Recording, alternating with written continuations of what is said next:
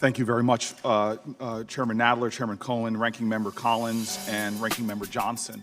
I'm glad that my written testimony will be put into the record. I just want to say that I'm sitting before you on many days that I come down to Washington brokenhearted and very angry. I live in a black and brown inner city community below the poverty line. I've lived and worked in communities like this all my adult life. And yesterday, hundreds of yards from where I live, there were 7 black men shot. And this is an everyday occurrence in America. I have the privilege of having leaders in my community who over the decades have given me strength. One of them was a woman and lived on the 5th floor of the projects, our tenant president in some buildings in which I lived, whose son was murdered as well in our community. And she taught me that hope is the active conviction that despair won't have the last word.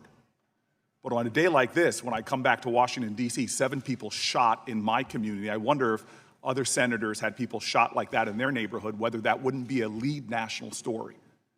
But I see the lives of low-income folks, the lives of black and brown folks. When people are shot and killed, the world seems to keep going on. And so I wonder about having the last word. What happens when the last word is no words, when it's silence? And I feel a sense of anger where we are in the United States of America, where we have not had direct conversations about a lot of the root causes of the inequities and the pain and the hurt manifested in economic disparities, manifested in health disparities, manifested in a criminal justice system that is indeed a form of new Jim Crow. And so we as a nation have not yet truly acknowledged and grappled with racism and white supremacy that has tainted this country's founding and continues to persist in those deep racial disparities and inequalities today. This is a very important hearing. It is historic. It is urgent.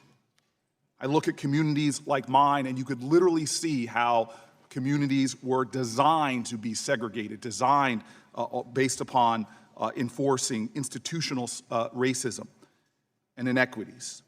We know that racialized violence and terrorism has persisted from Reconstruction well into the 1950s, as my friend Brian Stevenson's National Memorial for Peace and Justice shows. We've seen bombings of churches. We've seen massacres at places as recently as the Emmanuel AME Church just 4 years ago. The stain of slavery was not just inked in bloodshed, but in the overt state-sponsored policies that fueled white supremacy and racism and have disadvantaged African Americans economically for generations. Many of the bedrock policies, in fact, that ushered generations of Americans into the middle class were designed to exclude African Americans, from the GI Bill to Social Security, intentionally designed to exclude blacks, as was school segregation, redlining, neighborhoods like the one in which I live, which were by design walled off and disinvested in. And while these policies of the past, their damage and their reality has endured across generations and have created and led to so much of the racial wealth gaps in our country. Right now, we see cities like Boston, where the average white family has somewhere around $240,000 in wealth, and the average black family has about $8 in wealth.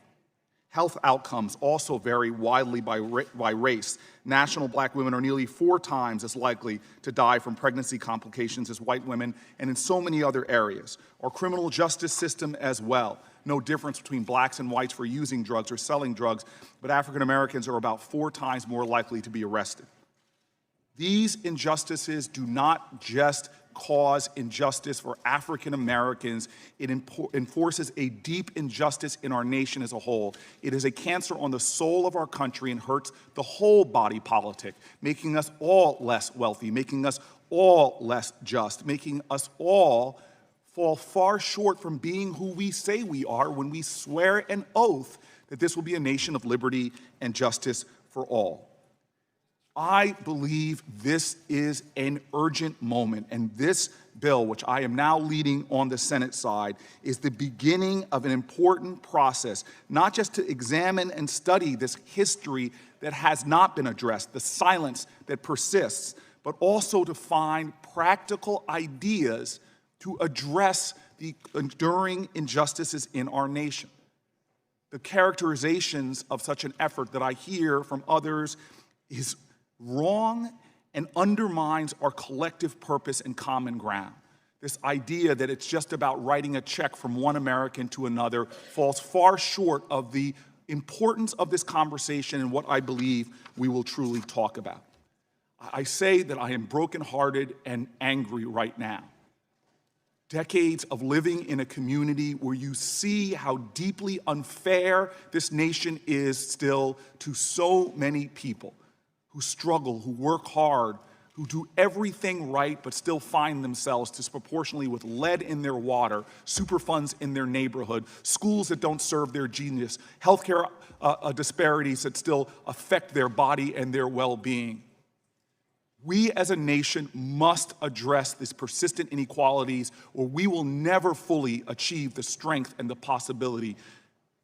Hope is the active conviction that despair will not have the last word. I believe right now, today, we have a historic opportunity to break the silence, to speak to the ugly past, and talk constructively about how we will move this nation forward. As the old African saying says, if you want to go fast, go alone. If you want to go far, go together. It's about time we find the common ground and the common purpose to deal with the ugly past and make sure that generations ahead do not have to continue to mark disparities, but can truly talk about a nation where, as our ancestors spoke from the good book, where justice rolls down like water and righteousness like a mighty stream. Thank you, Mr. Chairman. Thank you so much, Senator Booker. I appreciate your testimony. Very heartfelt and well received.